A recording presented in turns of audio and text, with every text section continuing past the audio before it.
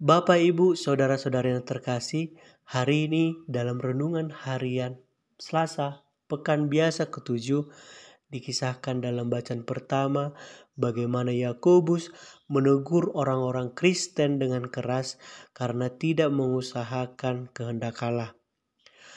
Banyak orang beranggapan bahwa musuh Tuhan adalah orang yang tidak mengenal Tuhan. Benarkah demikian? Bacaan hari ini menegur kita karena di kalangan orang-orang yang mengaku diri Kristen justru terdapat orang yang Yakobus nyatakan sebagai musuh Tuhan. Mengapa justru orang beriman penerima surat ini yang ditegur Yakobus sedemikian keras? Karena dalam perilaku ibadah dan doa pun mereka tidak mengusahakan kehendak Allah, yaitu damai dan kebenaran. Mereka malah memperjuangkan nafsu sendiri dalam kerohanian yang penuh semangat, tetapi selain itu berkembang rasa iri, pertengkaran, atau perkelahian yang di hadapan Allah sama dengan membunuh. Sikap ibadah yang egoistis itu selain tidak berkenan kepada Allah juga tidak bermanfaat apapun karena Allah tidak akan merespon. Bila orang Kristen menjadi duniawi atau mengutamakan kenikmatan dunia dan menyukai pola hidup yang tidak dikenal Tuhan, itu artinya telah berzina dengan dunia ini. Orang Kristen duniawi adalah musuh Allah. Banyak orang bermerek Kristen, tetapi hatinya bukan Kristen. Mereka biasanya adalah penentang-penentang Allah. Perilaku mereka sehari-hari justru mencemarkan kekristenan dan mempermalukan nama Allah. Tentu tak seorang pun dari kita mau disebut sebagai musuh Allah. Maka satu-satunya pilihan bagi kita adalah tunduk kepada Allah. Dengan menundukkan diri kepada Allah, maka tidak ada tempat lagi yang kita sediakan bagi iblis dan diri sendiri. Tunduk kepada Allah berarti bertobat sungguh-sungguh, yaitu bertobat dengan hati yang remuk di hadapan Tuhan. Dalam bacaan Injil hari ini mengisahkan tentang Yesus menegur murid-muridnya karena mereka memandang rendah semua orang dan mementingkan diri mereka sendiri. Kristus memberitahukan penderitaannya yang semakin mendekat ketika mereka melewati daerah Galilea. Malu bertanya sesaat di jalan. Itulah yang terjadi pada murid-murid Yesus. Walau tidak mengerti perkataan Yesus mengenai kematian dan kebangkitannya, mereka enggan bertanya.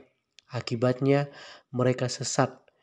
Ini tampak dari topik pembicaraan mereka kemudian, yaitu tentang siapa yang terbesar di antara mereka. Ironis bukan? Mereka mengira bahwa Yesus akan menjadi raja besar. Dan orang yang terbesar dari antara para murid tentu akan diberi jabatan terbesar dalam kerajaan yang akan didirikan sang guru. Maka Yesus mengajar mereka bahwa kebesaran dalam kerajaannya tergantung dari kesediaan orang untuk melayani orang lain. Bahkan meski yang dilayani itu adalah seorang anak. Dalam budaya Yahudi, anak tidak dianggap penting. Pandangan Yesus berbeda dari pandangan dunia yang menganggap bahwa kebesaran ditentukan oleh seberapa banyak orang yang melayani kita. Dunia memang mencari kebesaran dalam bentuk kuasa, popularitas, dan kekayaan.